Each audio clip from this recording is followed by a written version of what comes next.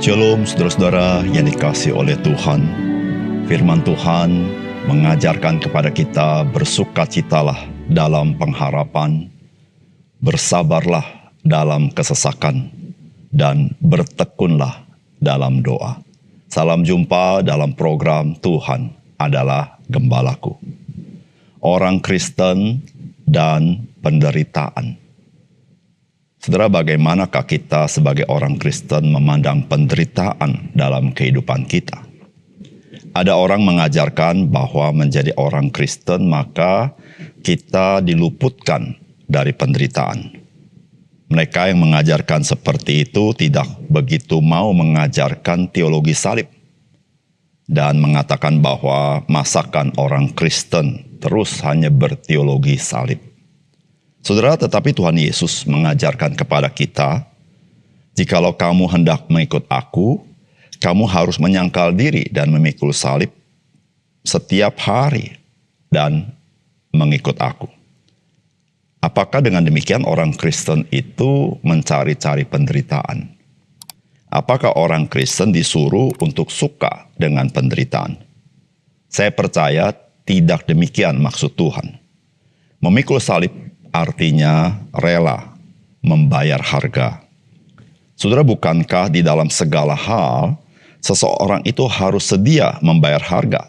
Jikalau tidak, ia tidak siap di dalam apa yang sedang ia jalani. Tuhan Yesus mengajarkan kita bahwa mengikut Dia ada harga yang harus dibayar. Salah satunya, ada kalanya harga itu adalah penderitaan. Saudara, mari kita membaca 1 Petrus pasal 1 ayat 13 sampai 16. Sebab itu siapkanlah akal budimu, waspadalah dan letakkanlah pengharapanmu seluruhnya atas kasih karunia yang dianugerahkan kepadamu pada waktu penyataan Yesus Kristus. Hiduplah sebagai anak-anak yang taat dan jangan turuti hawa nafsu yang menguasai kamu pada waktu kebodohan. Tetapi hendaklah kamu menjadi kudus di dalam seluruh hidupmu, sama seperti Dia yang kudus yang telah memanggil kamu, sebab ada tertulis, kuduslah kamu, sebab aku kudus. Saudara yang dikasihi oleh Tuhan, nasihat di dalam bagian firman Tuhan ini merupakan nasihat yang sesuai dengan situasi kondisi orang-orang Kristen yang berada di perantauan. Saudara, mereka menjalankan kehidupan yang tidak mudah, bahkan di depan mereka sudah terpampang penderitaan yang akan mereka hadapi. Saudara, Rasul Petrus saksi mata dari penderitaan Kristus. Dan dia adalah seorang murid Kristus yang mendengar langsung apa yang Tuhan Yesus katakan mengenai hidup murid-muridnya. Dan dengan semangat yang sama, ia memberikan nasihat kepada orang-orang Kristen, termasuk kepada kita di zaman ini. Saudara, apakah nasihatnya?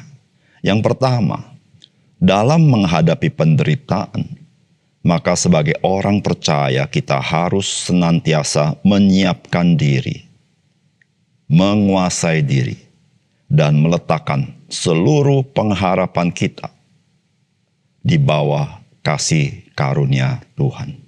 Saudara, firman Tuhan berkata, sebab itu siapkanlah akal budimu, waspadalah dan letakkanlah pengharapanmu seluruhnya atas kasih karunia dianugerahkan kepadamu pada waktu penyataan Yesus Kristus.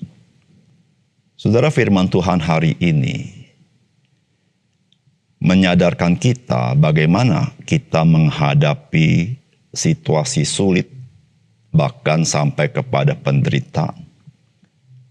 Kita bukannya mengabaikan, menganggap enteng, lalu kita bermimpi seakan-akan orang Kristen tidak pernah mengalami kesusahan. Tuhan akan mengangkat seluruh kesusahannya. Ternyata firman Tuhan tidak mengajar demikian. Firman Tuhan mengajar kepada kita, yang pertama-tama Alkitab katakan, siapkanlah akal budimu. Apa artinya? Saudara, tidak lain dan tidak bukan maksud Rasul Petrus adalah siapkanlah diri kita. Marilah kita berpikir bahwa kita tidak steril dari kesusahan, dari penderitaan, mungkin penganiayaan. Saudara, jikalau kita tidak pernah berpikir bahwa kita memiliki kemungkinan mengalami itu, maka kita akan terkejut dan tidak siap ketika menghadapi seluruhnya itu. Oleh karena itu Alkitab mengajar kita menjadi orang dewasa, tidak menjadi kanak-kanak. Marilah kita memiliki pikiran yang siap menghadapi semuanya itu. Yang kedua, Alkitab mengatakan waspadalah. Apa artinya? Selain kita menyiapkan diri kita pun harus menguasai diri kita. Saudara, orang-orang yang kalah di dalam peperangan, yaitu orang-orang yang tidak dapat menguasai dirinya. Bukan karena dia kurang kompetensi, bukan karena dia kurang pinter, bukan karena dia kurang strategi. Tetapi saudara-saudara, kuncinya adalah bagaimana dia mengendalikan dirinya. Saudara, di dalam menghadapi situasi yang sulit, saudara, kunci yang paling penting adalah bagaimana kita mengendalikan diri kita. Saudara, acap kali ketika kita menghadapi semua kesulitan itu, kita ingin terburu-buru melepaskan diri. Dan saudara, pada saat seperti itu, kita cenderung menjadi orang tidak menguasai diri. Dan saudara, ketika kita tidak menguasai diri, kita menambah masalah demi masalah yang baru. Lalu firman Tuhan juga mengatakan yang ketiga, bahwa kita meletakkan seluruh pengharapan kita atas kasih karunia yang dianugerahkan kepada kita. Seluruh pengharapan kita. Tidak sebagian pengharapan kita. Seluruh pengharapan kita. Saudara yang kasih dalam Tuhan, kekuatan orang Kristen, jikalau didasarkan kepada kekuatan diri sendiri, saudara, sangat terbatas. Jikalau kekuatan Kristen sangat bergantung kepada orang lain, sifatnya tidak pasti. Jikalau kekuatan Kristen bergantung pada situasi dan kondisi, kita menjadi orang yang terombang-ambing bagaikan di laut lepas dan tidak tahu kemana arah hidup kita. Kekuatan orang Kristen adalah pada kasih karunia Tuhan. Saudara, apa artinya? Kasih karunia Tuhan artinya di bawah otoritas Tuhan dan di dalam kebaikan Tuhan dan di dalam kesetiaan Tuhan yang sifatnya pasti. Tuhan tidak pernah mencelakakan kita. Namun Alkitab berkata dianugerahkan kepada kita, kepada kamu pada waktu penyataan Yesus Kristus.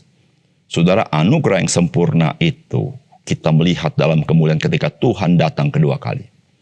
Saudara, Tuhan memberikan seluruh karunia-Nya secara sempurna kepada kita. Di situ saudara-saudara, memang pengharapan orang percaya adalah kedatangan Tuhan yang kedua kali. Saudara, kedatangan Tuhan yang kedua kali berbicara kepada kita bahwa otoritas di dalam tangan Tuhan. Keselamatan ada di dalam Kristus.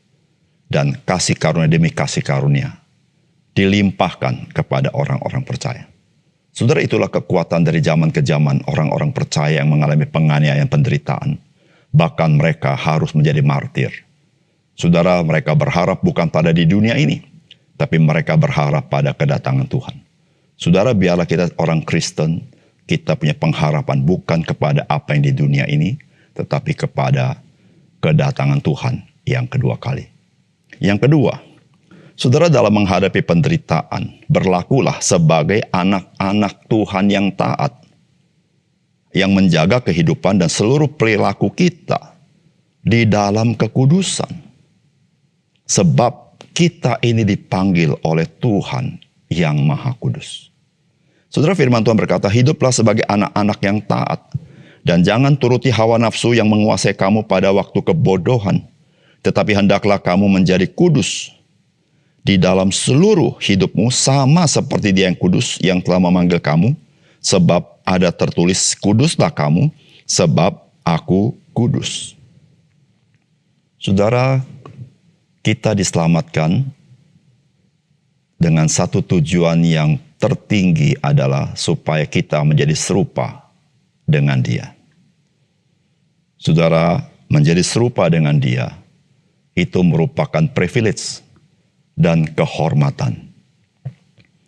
Saudara, kita percaya Yesus, maka kita diangkat menjadi anak-anak Allah. Saudara, ketika berbicara anak-anak, maka salah satu ciri yang harus muncul dari anak-anak adalah ketaatan. Saudara, anak-anak harus belajar taat kepada orang tuanya. Saudara, ini diajarkan di dalam perjanjian lama juga, bukan? Dan hari ini kita bukan hanya anak-anak dari orang tua jasmani kita, tapi kita ini anak-anak dari Bapa kita yang di surga. Oleh karena itu firman Tuhan berkata sebagai anak-anak yang taat. Saudara, itu ciri khas daripada anak-anak. Saudara, sebagai anak-anak Allah, maka kita harus belajar taat kepada Tuhan. Dan ketaatan itu, saudara, berbuah kepada kekudusan. Saudara, kekudusan itu adalah atribut Allah yang mencirikan seluruh sifat-sifat Allah yang lain. Allah yang kasih dalam kekudusan. Allah yang adil, Dia adil dalam kekudusan. Allah yang penuh kemurahan dalam kekudusan. Allah yang murka, Dia murka dalam kekudusan. Saudara, seluruh sifat-sifat Allah atau atribut Allah yang lain diberikan indeks, yaitu atribut kekudusan. Di situ, saudara-saudara, kekudusan merupakan indeks yang paling penting di dalam kehidupan kita sebagai anak-anak Allah. Mengapa demikian? Karena kita dipanggil keluar dari kegelapan, masuk ke terang yang begitu cemerlang oleh Tuhan Allah yang kudus. Maka kita berkata, kuduslah kamu, sebab aku kudus. Saudara, mengapa firman Tuhan mengajar demikian kepada orang-orang Kristen yang sedang mengalami penderitaan? Saudara, manusia pada umumnya ketika menghadapi apa yang dia tidak harapkan, saudara, dia cenderung mengambil jalan pintas. Saudara, termasuk juga kita sebagai orang percaya. Kita bisa mengambil jalan pintas, yaitu melanggar kekudusan Tuhan. Oleh karena itu, saudara, ketika kita menghadapi semuanya itu, firman Tuhan mengatakan, ingatlah kamu adalah sebagai anak-anak yang taat. Jagalah hidupmu di dalam kekudusan. Karena Tuhan yang memanggil kamu, Dia Tuhan yang kudus. Dia tidak menghendaki engkau ke kiri atau ke kanan, tapi engkau ikut Dia dengan sungguh-sungguh. Itu rahasia kemenangan kita di dalam kita melalui segala kesulitan dan kemungkinan penderitaan dalam hidup kita. Mari kita berdoa. Bapa surga, terima kasih untuk kebenaran firman-Mu. Biarlah firman-Mu menguatkan kami, karena firman-Mu adalah benteng yang kokoh di dalam kehidupan kami sehari-hari.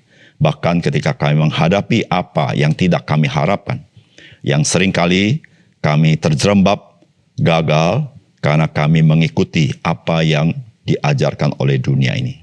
Tuhan, terima kasih untuk firman Tuhan. Dalam nama Tuhan Yesus kami berdoa. Amin.